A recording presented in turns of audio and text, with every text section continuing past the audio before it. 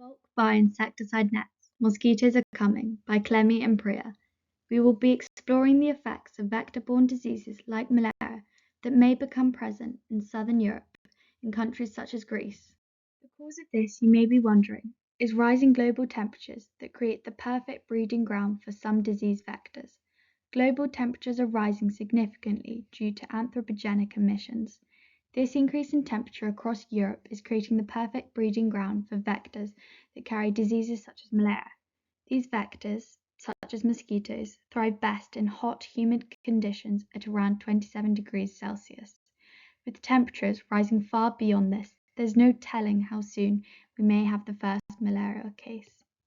This leads us on to our next point, where the countries that are experiencing the most significant rise in temperature, like southern European countries, are most likely to be susceptible to vector-borne disease transmission.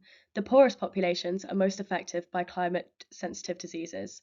For example, the per capita mortality rate from vector-borne disease is almost 300 times greater in developing countries than in developed countries. Malaria actually was an epidemic in Greece before it was eradicated there in 1974. If malaria has thrived there before, who can say if it can again or not? We cannot say with complete certainty how detrimental the social impacts would be. We can predict them based off the impacts in Africa. In 2022, there were 249 million malaria cases globally that led to 608,000 deaths in total.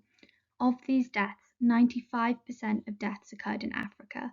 The social impacts faced in Africa are detrimental, and many families and communities suffer as a result. Mortality is a serious social impact and destroys many lives yearly. Other impacts include trends of lower life expectancy and increased mental health struggles, as long-term recurring illnesses can cause serious emotional stress. Epidemics and disease outbreaks have economic implications no matter the country's development. Therefore, if new communicable diseases migrate to southern Europe, there will be significant impacts. For example, Greece's main source of income is its tourism industry.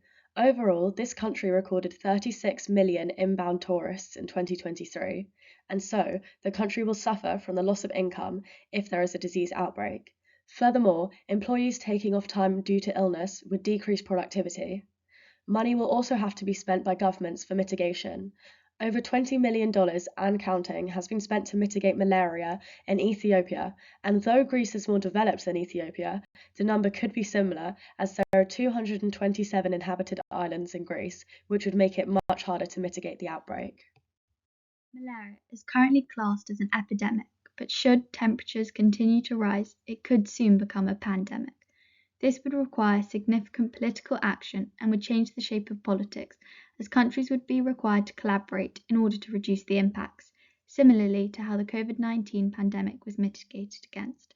The UN and the World Health Organization would be important non-government organizations in the policies created. If there was an outbreak of malaria, religious communities would be affected as they would be unable to meet outside and freely as a community due to the risks of transmission from mosquitoes. For example, popular Greek festivals like the Athens Marathon and the Carnival of Corfu would be disrupted or cancelled if there was an outbreak, which would devastate both tourists and local people all over Greece.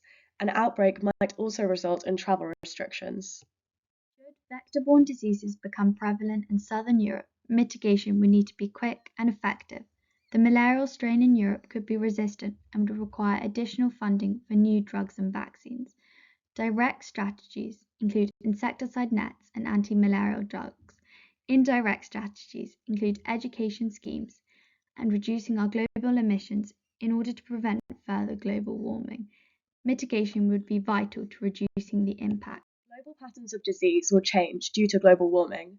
For example, vector-borne diseases like malaria, which thrive in hot and humid climates, will be able to be in southern Europe countries like Greece.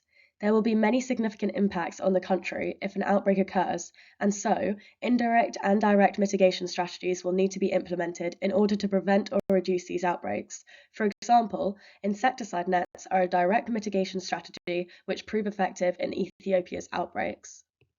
Remember, don't forget to bulk buy insecticide nets whilst you still can, because the mosquitoes are coming. Thank you for taking the time to listen to us.